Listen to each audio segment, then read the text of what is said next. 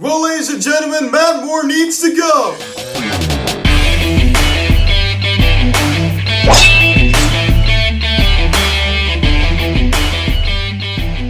Yo, what is going on, everybody? Welcome to the Phillies Symphony Cast recapping last night's game between the Philadelphia Phillies and the Washington Nationals as the Phillies lose 6-4 to the Nationals as they drop the second game of the four-game set as Matt Moore just continues to just be terrible. As we are joined by Philly Sports Content. I believe this is the third time he's been coming on here, so Philly Sports Content, thanks so much for taking the time to come on. Thank you, Oxstove. Looking forward to this one. Let's have a good stream. Absolutely. So guys, before we get into this video, please subscribe if you haven't not yet. Please hit the notification bell. Please like this video, comment on this video, share this video, and let's get into this. I definitely think we had a very good shot at winning this ball game if Matt Moore had not been pitching. I mean, another just treacherous outing from Matt Moore, who just was serving up so many cookies you thought it was a bake sale in South Philadelphia. I mean, it's just pathetic. I mean, these pitchers were just catching way too much of the plate. And Juan Soto, opposite field power. I mean, this guy is just an elite hitter. I mean, any way you want to put it. I mean, that ball was. How do you hit a ball that far to the opposite field? I mean, that is just insane. The power from that young kid at 22 years of age is incredible. So, Philly Sports Content, what do you make loss with the Phils? I thought this game was very winnable. Obviously, things just didn't go our way with the starting pitching as Matt Moore continues, his recent struggles. But it's just time for Matt Moore to go. When we signed him, I didn't think he was going to be a guy to have a 3 ERA or anything. But he's just been god awful, and his time's up. His time's up, just like Vince. These two guys need to go. Absolutely. I mean, I'm definitely with you. I am tired of continuing to see guys like Vince Velasquez, Matt Moore get starts in this rotation. I'm just sick of it. As they pick up the scoring summary, top of the first inning, and here we go. Matt Moore on the mound. Josh Bell, he rang the bell on this one as he homers underline drive to right field the other way as he's hitting from the right side of the box. We all know he's a switch hitter. That scores Turner and Soto, and that was Bell's 16th homer of the season. 3-run shutout, 3-0 Washington. So not a good start to the ball game right here. Another mistake by Matt Moore. I was feeling pretty down at this point. I mean, I'm thinking like, hey, I mean, it's only 3-0, but it's at least 3-0 because we all know that Matt Moore's just going to continue to just implode. I mean, I was just not confident at this point in the ball game. How did you feel? Did you think that this ball game? I mean, it's only 3 runs, but how did you feel the way this game was trending? Well, there was a lot of time left. You still have 9 innings to play. But also, I started thinking it should have only been a 2-run shot. I mean, Didi Gregorius continued to make it. He made another error. I don't know if it went down. Yep. Don't get me wrong. Trey Turner's a hard guy to get out at first, but it's a play you need to make. And he would have had him by at least a couple steps. If he makes that ball, I understand his cleat gets stuck in the dirt, but that's stuff that can't happen. And he also dropped the ball. Didi's been a big disappointment. I was just about to say that. We got to keep him. I do think we have to keep him. He's going to turn around, I do think, but he's been a big disappointment. But also, it was only 3-0 at the point. This offense, it's been hot recently. So, yeah, I agree with what you're saying. I mean, I think he's just had a banged up year. We all saw what he did last year. I mean, when he's healthy, he's on. But I mean, this defense just really needs to improve. As he pick up the scoring in the bottom of the first inning. The Phil's going to board Bryce Harper. Lines the ball to right center field. Juan Soto tried to reach his glove out there, and he came up short. And that's Harp's 20th double of the season to score. Gene scores. The Phil's going to board now a 3-1 ball game. So Bryce Harper stays hot. The national killer and the Eric Fetty killer. I mean, former teammates at their high school in Las Vegas and former teammates on the Nats.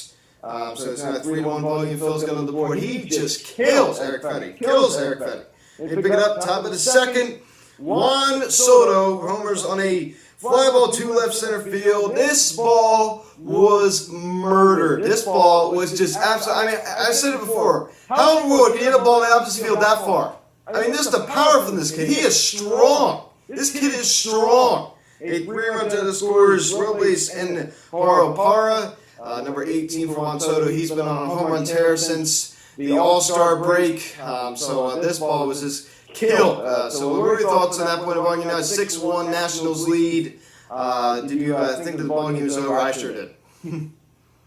Well, with Matt Moore pitching, yes, I understand that it's Juan Soto who's one of the best hitters in the league. Don't get me wrong, but it's allowed to give up a home run as Juan Soto. He's going to beat you at times, but you can't be beat by a guy like Josh Bell who's inconsistent. So I mean, at least he gave it up to a guy named Juan Soto who's probably a top player in the game right now.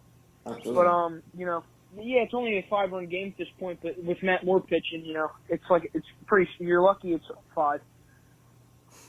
Exactly. I agree with you on that. Then we come back a little bit here in the bottom of the 4th inning. Odubel Herrera, who had a pretty solid night tonight. He doubles on a sharp line drive to right field. Reese Hoskins comes around and scores down a 6-2 ball game, so we get a little bit closer. We all know how much Odubel has been slumping recently, especially coming off of this injury. And even prior to going down the IL before, I mean, he just was not swinging the hottest bat. You all know he's very streaky. Team double of the year for Odubel.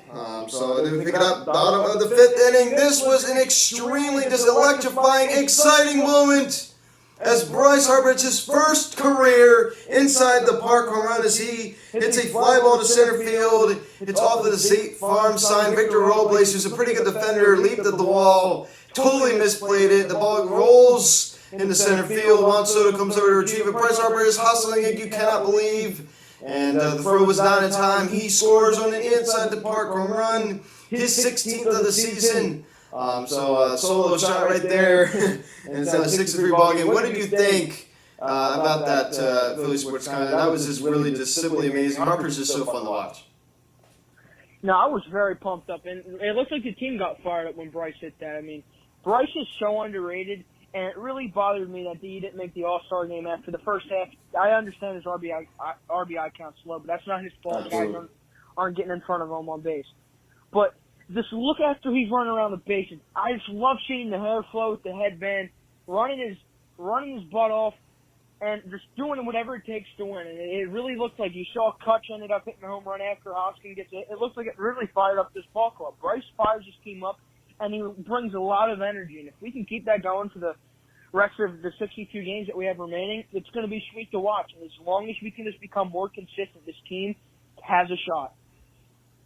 Absolutely. I agree with what you're saying. Just, we just need to see it. We just need to see it. I definitely think that it's possible. But the potential is definitely there. Then we go back-to-back as Andrew McCutchen. He homers on a fly ball to left field. Number 19, and back-to-back 19 homers. He just continues to kill the Nationals. Now a 6-4 ball game. So at that point in the ball game, I mean, here we are, bottom of the 5th inning. There's still plenty of baseball at the plate. It's just a 2-run ball game. We were right back in. I thought we had a good chance of winning this game at this point last night. So what were your thoughts at this point? I really thought we were going to win as the Nationals, choked another lead. Here's the thing. Now, I also felt confident because Gene Segura has been red hot. He's been killing the ball. He's a hit machine. Bryce Harper is red hot. Looks like McCutchen's been red hot since June. Then you got a guy, Reese Hoskins. He's looking like he's starting a hot streak. So, I mean, you really do think that we can win that game. Put together a walk, maybe a couple hits, or even a home run, and you had the lead and possibly even a tie game. So, I mean, as long as the bullpen, can do their job, we should have won. But obviously the bullpen does do their job. The offense, just didn't score. Right. Yeah, absolutely. So you're talking about Gene Segura, but I want to talk a little about JT Muto. Got a little unlucky, but especially that ball he hit in the bottom of the 9th inning. But we all know how streaky he's been. How do you think he's done this year? An average now sits at 259 with a 780 OPS. Do you think he's lived up to this contract so far? I think he's lived up to the contract, yes. I mean, he definitely can have better numbers. But you also have to think, yes, he's also been banged up a little bit, too. So, I mean, I'd love for JT to get a hot streak. And when he gets hot, it's not like Reese where he's hot and then he's horrible for a while. He's not as inconsistent as Hoskins, who's my favorite player. But, JT, he's been good defensively recently. He needs to pick up his bat. So, I mean, it was worth it. The contract's worth it. But, maybe next year, I think next year he's going to have a better season than what he's had this year. But he has to stay healthy. That's the biggest thing right now. I mean, I think he'll probably get the day off tomorrow, to be real. Nat gets in there, maybe give him the day off tomorrow. But I'm expecting JT to turn it up a notch within the next couple of weeks as the trade deadline approaches.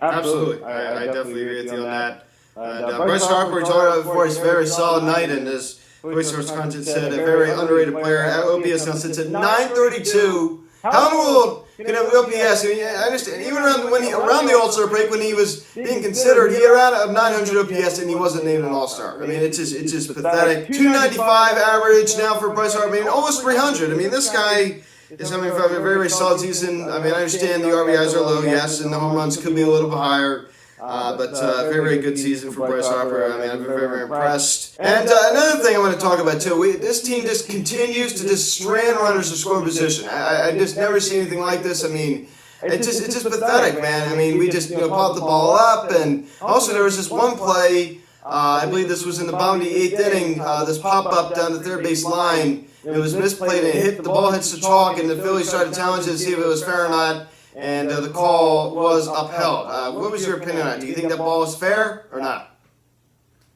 I mean, from one angle it looks foul, and on the other it looks fair. I mean, it hit the white line. It was a hard play to overturn. I'll give him that, but it did not look like it hit the white line. If it hits the white line, it's fair. So I mean, I'm not gonna go. I saw Dirk hit like the chalk pickup. Yeah. Mhm. So, I mean, when you first watch it, looks like it hits, but it's too close to call, in my opinion. I mean, you wish it went the Phillies' way. Obviously, it didn't, but, Right. I definitely agree with you on that. And I was actually sitting there thinking, like, it just seems like calls could just never go our way. They take a look at Matt Moore's start last night.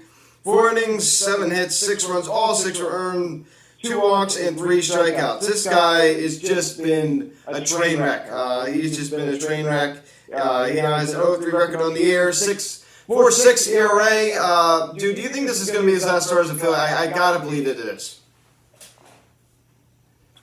I mean, I think this is his final, final game here. I mean, I don't blame Dombrowski for anything. I mean, Dombrowski, saw what he did in Japan, but, I don't understand. I mean, it's just his time to go. I'm with you 100%. And Chase Anderson, I mean, nice 2 innings. I was actually pretty impressed with him. He actually looked pretty good.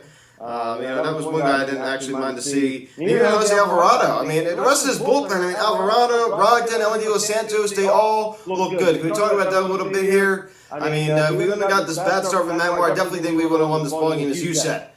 So we're talking about how well the Phillies bullpen performed last night. Well, Philly's bullpen was very good. Alvarado, pitched a good couple innings. Well, no, he only pitched 1. Anderson went in. I like Anderson in the bullpen, to be honest with you. Who else? I agree. Anderson, Elendio Dos Santos, he pitched a good 9th inning. Connor Brogdon also did good. Connor Brogdon's been pretty sweet for us this year. So the bullpen looks like it's doing their job. Hopefully we can add, a Richard Rodriguez or a Craig Kimbrell. Obviously, what this report just says, Tyler Anderson just went to the Mariners, so we just lost out on him. Unbelievable. Unbelievable. I just cannot believe that. Just after there was an agreement, it seemed like it was fine. Why did the Mariners get this guy? I mean, I don't get that at all. I don't get that at all. Final thoughts here. Moving forward, just to close it out, do you see the Phillies winning the series? Yeah, obviously you got Wheeler on the mound tomorrow, so I like our chances in that one. Hopefully, I don't know what's going to happen. I mean, now they got to make a move for a starting pitcher. Now we just lost Anderson. So hopefully Vince doesn't pitch Thursday. If we can make a move tomorrow, I do see us taking tomorrow, so we'll definitely. I got us at least taking a split. It just depends on what Vince we get, or if Vince even pitches. Yeah, absolutely. So Patrick Corbin going against Zach Wheeler, Phillies Sports Content. Thank you so much for coming on today. I really appreciate it. Yep, no problem, man. Thanks for having me. Let's go Phillies. Guys, thanks for watching this video. Please subscribe if you haven't yet. Please hit the notification bell. Please like this video, comment on this video, share this video. Check out the social media link in the description section at Phillies at Steve Instagram. Check it out for Instagram. Call or text 267-225-3392. Email me, philliesatsteve@gmail.com. So 7-5 the first pitch tonight. Patrick Corbin and Zach Wheeler. We gotta light Patrick Corbin up. He has just been really, really bad for nasty issues. So guys, thanks for watching. I am Luke, and I'll talk to you later. It's joined by Phillies Sports Content. I'll see you guys.